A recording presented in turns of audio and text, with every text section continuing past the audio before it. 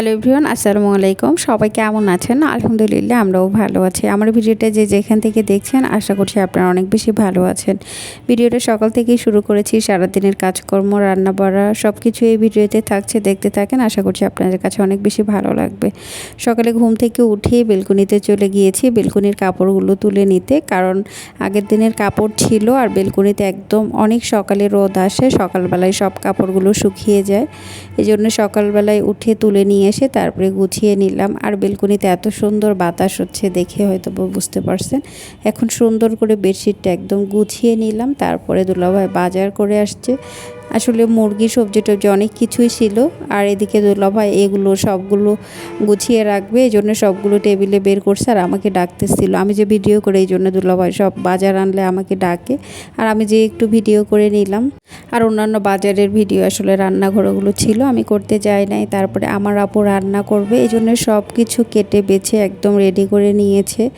আমি আর আমার আপু রোজা আছি, বাসার তো আর কেউ নাই। আসলে রান্না বাড়া তো রোজা থাকলে একটু লেট হয়ে যায়, আর আপু রান্নাটাও বসিয়ে দিবে, সব কিছু রেডি করে নিয়েছে। আর এদিকে করলা ভাজিটা বসিয়ে দিয়েছে। আসলে আপুর করলা ভাজিটা তো অনেক বেশি ভালো হয়, আর করলা তিতে হলো আমার কাছে কিন্তু অনেক বেশি পছন্দের। আর আপু ভাজলে না বেশি ভালো হয়, আমার সব সময় তেমন একটা ভালো হয় না, মাঝে মাঝে ভালো হয়। আর আমি কিন্তু করলা ভাজি হইলে শুধু ভাত খেতে পারি, অন্যান্য সব তরকারি দিয়ে কিন্তু এমনি খেতে পারি না। করলা ভাজি হইলে আমি এমনিও খেতে পারি। আর এদিকে আপু কত সুন্দর করে করলা ভাজি করছে, একদম ভেজে লাল লাল করছে। এভাবে করলা ভাজলে কিন্তু তিতা লাগে না, আসলে অনেকে মাখিয়ে খায়, আমার কিন্তু এভাবে ভালো লাগে না। এদিকে করলা ভাজিটা আপুর হয়ে গেছে, আর এদিকে মুরগির মাংসটাও বসিয়ে দিচ্ছে, আলু দিয়ে মাখিয়ে বসিয়ে দিচ্ছে। আর আমাদের বাসায় মুরগির মাংস একটু বেশি খাওয়া হয়। আমার ভাগ্নি, সেও আসলে মাংস ছাড়া খায় না, কিন্তু গরুর মাংস খায় না, অ্যালার্জি আছে, এই জন্যে মুখে ব্রণ উঠে যায়, এই জন্য বেশি সে খেতে চায় না। আবার আমার আব্বারও অ্যালার্জি, অনেক খাবার বাছ আছে, সেও খেতে পারে না। আর এদিকে আপুর মুরগির মাংসটাও রান্না হয়ে গেছে। আর এদিকে ইফতারির জন্যে বেগুনিও ভেজে নিচ্ছে। আসলে আমরা দুই বোন রোজা আছি, আমাদের ইফতারিও হয়ে যাবে। আর সন্ধ্যার নাস্তায় তো কিছু না কিছু বানাতেই হয়, সেটাও সবার নাস্তাও হয়ে যাবে। এদিকে আপু সবগুলো বেগুনি ভেজেও নিয়েছে। সব রান্না বাড়া সব কাজ শেষ করে আপু তারপরে থালাবাটি ধুয়ে নিচ্ছে। আসলে রান্না করেই যদি সব কাজ শেষ হতো তাহলে আসলে নারীদের মনে হয় একটু কষ্ট কমে যেত। রান্না করার পর আসলে আরও 1000 কাজ থেকে যায়।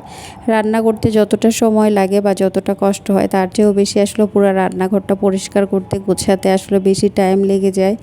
আর আমার তো রান্নাঘর একবার পরিষ্কার করে রেখে আসলে আর তো মনে হয় না রান্নাঘরে যাই, এলোমেলো নোংরা হওয়ার জন্যে আবার নতুন করে পরিষ্কার করতে হবে। এই জন্যে মনে হয় যে আর নাস্তা পানি কোনো কিছু বানাতেই রান্নাঘরে যাব না, তাহলে আর কাজও থাকবে না। এদিকে আপু ধোয়াধাই শেষ করে চলে আসছি, ইফতারি রেডি করে নিয়েছে।